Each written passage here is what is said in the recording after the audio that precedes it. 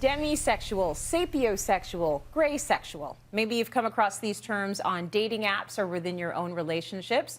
Here to help define these terms and deepen our understanding of the sexuality spectrum and how it can enhance our intimacy is sexual educator and relationship expert, Dr. Jessica O'Reilly. Dr. Jess, I'm so glad you're here. If you can see the terminology and have a name for it, you can feel like, okay, this is where I belong. So we're going to start with asexual. Most of us have heard of this type of sexuality, but what does it really mean? So generally when we say asexual, we mean we don't experience sexual attraction. Right. So that doesn't mean that we don't necessarily want sex or that we don't have sex for various reasons. And asexual is it's a big term, and there are so many different ways to live as an asexual person. So for example, some people who are asexual are aromantic, so they don't experience a romantic attraction. Mm-hmm. Others do experience romantic attraction. So when we think about, for example, let's just say a heterosexual person. Mm-hmm. There are so many different ways that heterosexual people live, and I think it's important to remember the same for folks who are asexual. Now, if you so when you're asexual, you don't have the desire. You don't want to have sex. Well, you don't experience the attraction. The attraction. So there may be circumstances in which you do choose to have sex. You may enjoy it because you're feeling connected to a partner, or a partner wants to do it and you like that feeling of connection. It's really about the absence of sexual attraction. Now, I say this, and I also want to say that terminology is fluid, it's always evolving, and most importantly, it's personal. Like, I don't get to decide he is asexual, they are asexual. It's something that you own for yourself. So if I'm defining a term in a way that maybe doesn't perfectly resonate with you, it's really up to you to decide how you use this terminology. And that's really important, because when we learn new words or new terms, often we want to hand it out like cards, right? Yeah. Oh, she's asexual, they're demisexual. No, it's a personal opting in around language. There is a power of naming, and you should be naming yourself, like figuring out who you are. I love that. And I think we need to make space and give ourselves grace to experience whatever it is we experience, because there's so much pressure to like partner up, couple up, have a family, be with somebody. There's pressure on single people who are, allosexual, which means we do experience sexual attraction, as well as on people who are asexual. I'm interested in this one, gray sexual. What does that mean? Okay, so I mentioned the term asexual, not experiencing sexual attraction, and then I mentioned very briefly allosexual, which means you do experience sexual attraction, regardless of gender identity or sexual orientation. So I would say I'm allosexual. I do experience sexual attraction at times.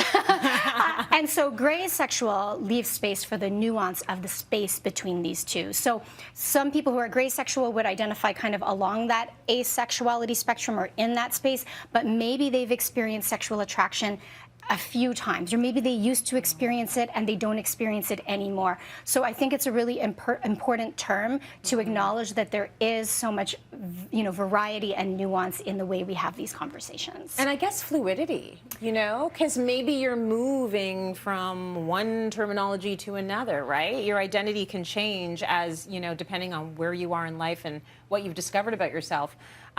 So this idea of being sexually fluid, can we flesh that out a little bit more? Yeah, so again, this is going to mean different things to different people, but fluidity often refers to the fact that things are shifting and we leave space for that shift. So I may experience attraction at one point in my life, and then I'm not experiencing it at this point. I may also describe myself as sexually fluid because the way I experience romantic or sexual attraction changes. Maybe there's a period where I'm feeling attracted to a certain type of person or a gender identity, and then maybe it broadens. So fluidity is exactly as it sounds, in a literal sense, leaving that space for movement. That's cool. It's very liberating, I think, that we're sort of starting to recognize this. Next, we have demisexual, which kind of sounds like gray sexual. What would be the difference? Oh, yeah, that's a great point. So demisexual refers to only experiencing sexual attraction once you have that emotional bond. So it's not a matter of choice, it's a matter of necessity. So you might feel entirely like no sexual attraction, maybe even no sexual desire, and then when you feel that bond, there's a desire for sex, and that's why I had mentioned before that some asexual people will opt into having sex. And some will opt out. I want to be really clear. Like, there's no way to live or embody these identities in a correct way. There's no right. There's no right answer. It's just what do you feel like? You know, how are you feeling? How do you identify? Describe, please, the term pansexual. What does that mean? So pansexual generally refers to attraction that is not specific to gender identity or, you know, anything like that. So I could be attracted to men, to women, to non-binary folk, to trans folks, to gender non-conforming folks. And so we used to use, and we still do, some people still use the language of bisexuality, but bi implies a binary, this notion that there are men and there are women. And what we know now is that there are many ways to embody, live, express, and feel gender identity. So pansexual, a lot of pansexual people will say, I'm attracted to people regardless of gender identity. See, that's interesting, and that is the first time I've heard that definition of that. So that's really, really helpful.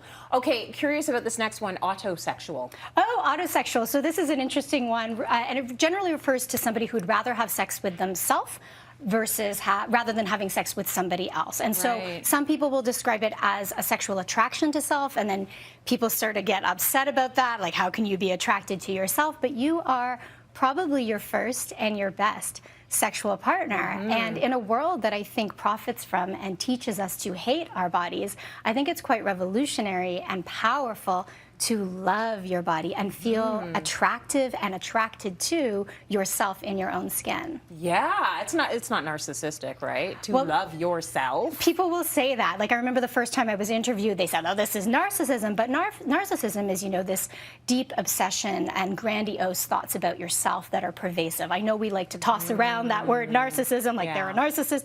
But in reality, I think that loving yourself is the opposite of narcissism in terms of the actual pleasure you're taking from your body. And I think that if you enjoy it more with yourself than with other people, that's okay too. You have a 100% guarantee it's going to work. I'll tell you, I'm good. I'm not good for anyone else, but I'm good for me. I'm good for me. Dr. Jess, thank you for scratching the surface with these terms today. If you want to learn more with Dr. Jess, because she contains multitudes, my friends, catch her on Intimately You Fridays at midnight right here on City TV. Stay with us.